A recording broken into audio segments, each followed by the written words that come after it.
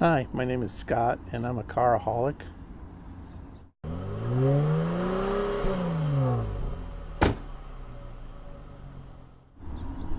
Apparently. Um, Here I am sitting on the ground in front of a 2017 Dodge Challenger GT. The last time I had a car that was even remotely ridiculous was when I was 18. My dad bought me a bitchin' Camaro. It was a 73 Camaro with the 307 motor, and it was a dog because this was right after they started doing the emissions control stuff. And so it probably had about 100 horsepower, maybe less. And my dad paid the princely sum of $300 for this car and gifted it to me on my graduation from high school. And I was thrilled. This is a bitchin' Camaro. I mean, it was bright orange. It had black racing stripes. And it was ridiculous. It got about 7 miles a gallon, and it didn't even go fast, but it felt like you were going fast because it had horrible slicks on it and Krager mags, and it bounced a lot, and because the suspension was probably ruined, and so it was very exciting. Even at 50 miles an hour, you felt like you were going 100. But once I moved out on my own and I started buying my own cars, I was a very practical person. I bought a series of Honda Civics. Hi, Harley Davidson motorcycle. By the way, you'll hear a lot of noise on this because I live out in the country, and you would think that would mean quiet, but it means noise because people like to fire guns and ride their motorcycles. So there's a gunshot right now, and there'll be a lot of that because apparently there's unlimited ammo available somewhere locally for free, and people just shoot their guns all the time. Anyway, so a string of Honda Civics. That's where I was, and then I got married, and my lovely wife got a Dodge Neon, and I still had my Civic at the time, and it came time to get a vehicle for a family. So we got a Dodge Grand Caravan, which we used, and I moved into the Neon. So no more Hondas for me. Flash forward to about 4 or 5 years ago. The kids are grown. The van is still a thing we have, and we're both itching. Jane and I are both itching for new cars. We like something nice to drive. And we started looking at these Subarus because of the four-wheel drive thing was something we were interested in. High ratings for crashworthiness, for reliability, for resale value, for a lot of these things. And so Jane got a lovely orange Subaru Crosstrek XV. And so at this point, the only cars we have are that and the old minivan, which I had promised myself I would keep driving. But after about a month, I couldn't take it anymore, and I also leased a Subaru XV, a silver one. So we had those cars both leased for 3 years. And we took very good care of them because they weren't ours. That seemed to make all the difference. We started doing all kinds of things that people with Subarus are supposed to do. We bought kayaks and we carried them on the top of the Subaru, and we went kayaking, and the kids loved that, and we did all kinds of things like that, and we could just throw a bunch of stuff in the hatchback, and it was great for groceries, and it was great for everything. And I loved mine, and I used to get up on Sunday mornings, just go out and drive it, just to drive it. It was so fun and tossable. Seemed like it had, everything I wanted, except CarPlay. Subaru have a problem with their electronics. They don't, to them it's like 1998, and they're just not that into the infotainment in their cars. They've always been they sometimes feel about 10 years behind the times. And So I was patiently waiting for them to correct that.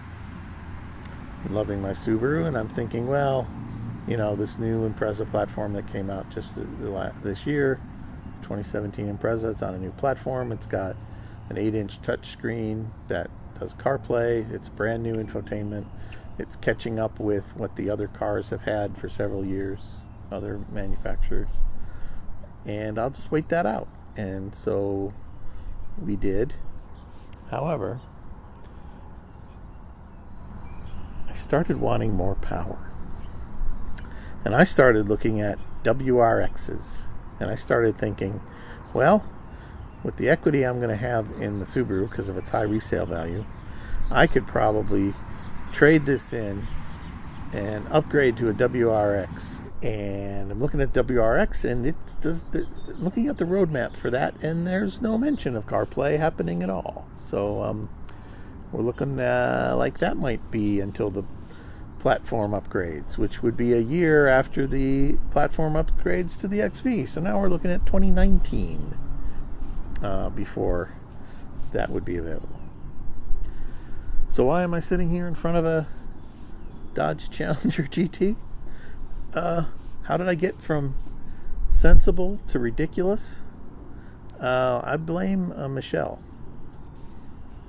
Michelle is one of the HR people at where I work, and they had to rent me a car because they were out of pool cars one day for a trip I needed to take. And so I show up for work to pick up my rental car, and for some reason it is a white Dodge Challenger SXT, which is the base model V6. And I'm like, this is ridiculous. This giant thing, I probably can't see out of it, but it's what I have, so I'll do what I can with it. I drove about 1,000 miles in this car, and I kind of had a blast. And I thought that was a great little lark. I took it in, I told Michelle how fun it was, and thanked her for renting that for me. She said, would you buy one of those? I said, oh God, no. What a useless car.